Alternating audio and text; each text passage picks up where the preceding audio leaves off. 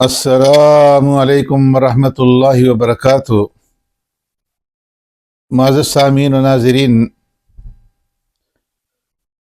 کسی شاعر نے کہا ہے کہ غافل گھڑیال تجھے دیتا ہے یہ منادی، گردون گھڑی عمر کی ایک اور گھٹا دی۔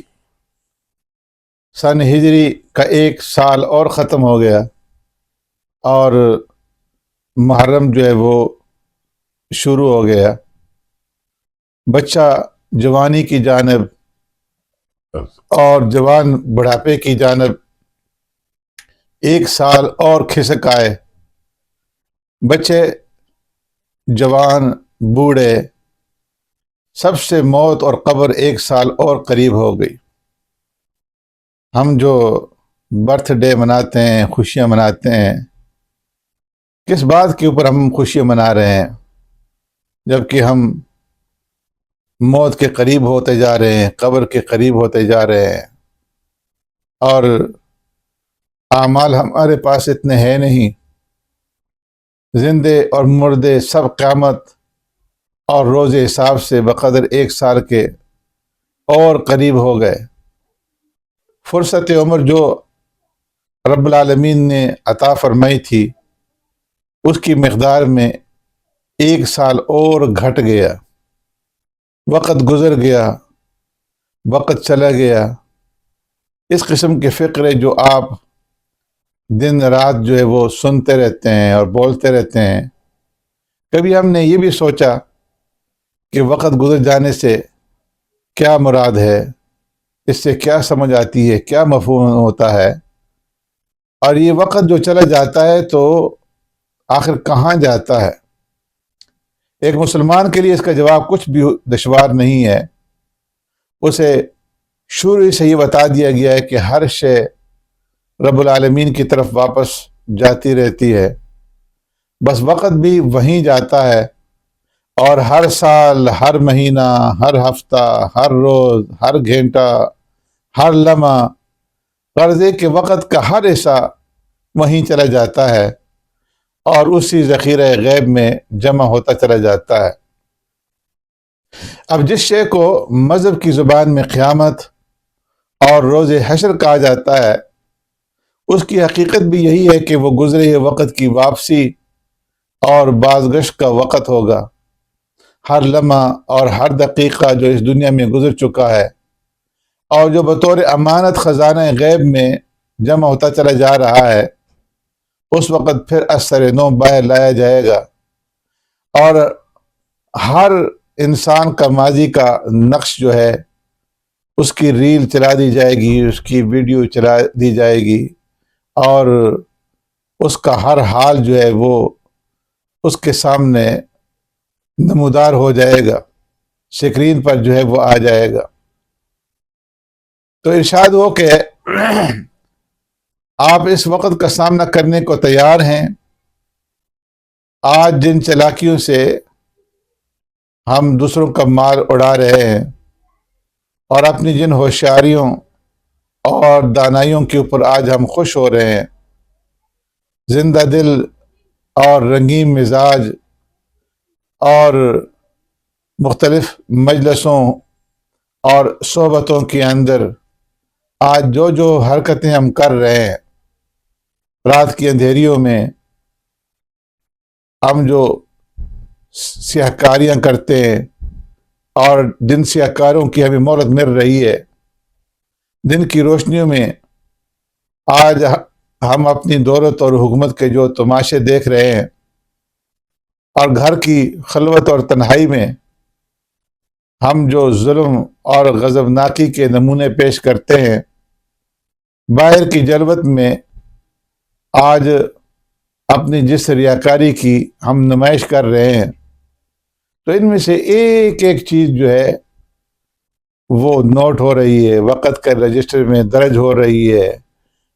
اللہ کی ہاں اس کی جو ہے وہ ساری ریل جو ہے وہ بن رہی ہے، ویڈیو بن رہی ہے، وقت کے کیمرے میں اس کی تصویر جو ہے وہ اترتی جا رہی ہے۔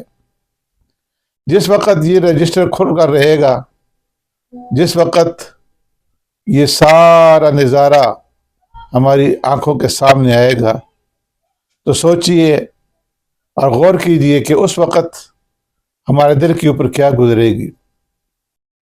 اس لیے میرے پیارو، ابھی سنبھلنے کا وقت ہے، موقع ہے، ابھی سے اپنے آپ کو سنبھال لیجیے اور ابھی سے جو ہے جاگیے، اس لیے کہ ہم بہت جو ہے غفلت کے اندر سو چکے۔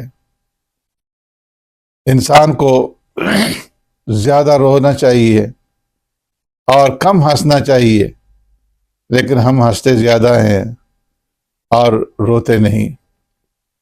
جو اللہ نے ہمیں موقع دیا ہے اس کو ضائع کر رہے ہیں۔ اس لیے جو وقت ہمارا غفلت کے اندر، نادانیوں کے اندر گزر چکا ہے، اس سے ہمیں سبق لینا چاہیے اور آئندہ کے لیے دل میں یہ پختہ عہد کر لینا چاہیے کہ اگر اللہ تبارک و تعالیٰ نے ہمیں زندگی دی اور زندگی نے وفا کی تو ہمارے زندگی کا کوئی سال اور کوئی دقیقہ اور کوئی وقت جو ہے، کوئی منٹ اور کوئی سیکنڈ جو ہے وہ غفلت کے اندر نہیں گزرے گا، بلکہ اس کو ہم کام کے اندر لائیں گے، اللہ کی رضا کے اندر اس کو صرف کریں گے۔ وقت جو ہے وہ گزر جائے گا۔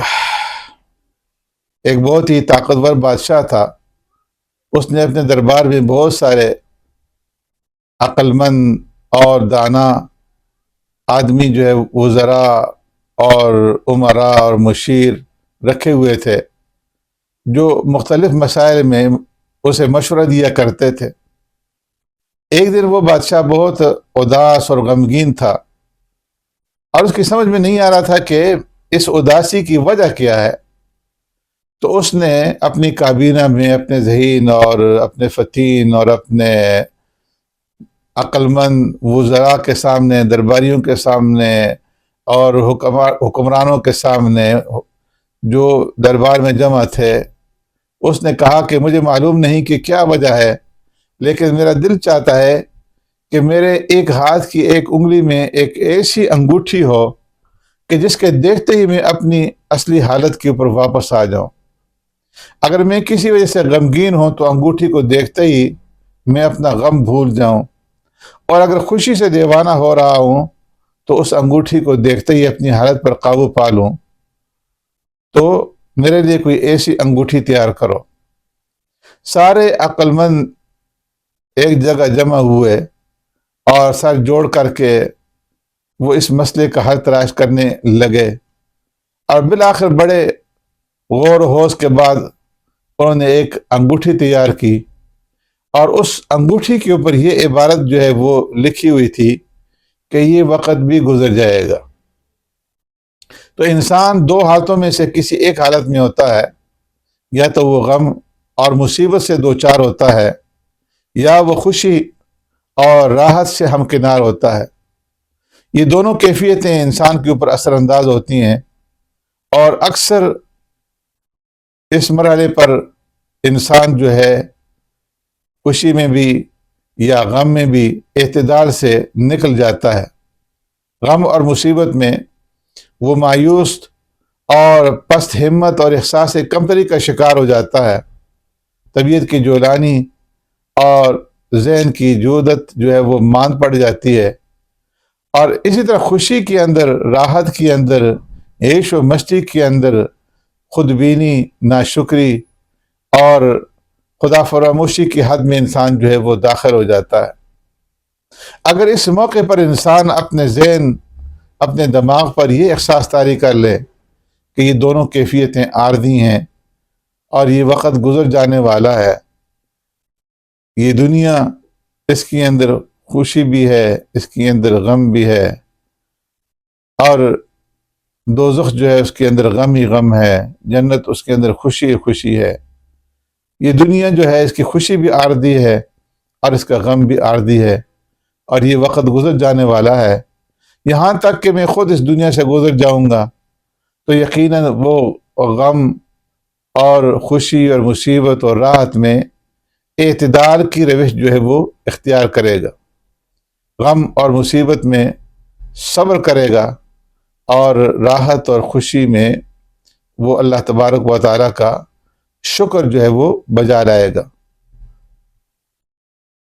اس کے ہنسنے اور رونے میں ایک خاص قسم کی لطافت ہوگی، جس طرح کہ اکبر الہ آبادی جو ایک تھے، انہوں نے اپنے شعر کے اندر کہا ہے، لطافت کو نہ چھو شادی و غم کا، تو پھولوں کی رونا ہو تو شبنم کا۔ یاد رکھیے یہ دن اور یہ ماہ و سال کے مجموعے کو وقت سے تعبیر کیا جائے۔ یہ وقت بہرحال گزر اور ہر آنے والا وقت زندگی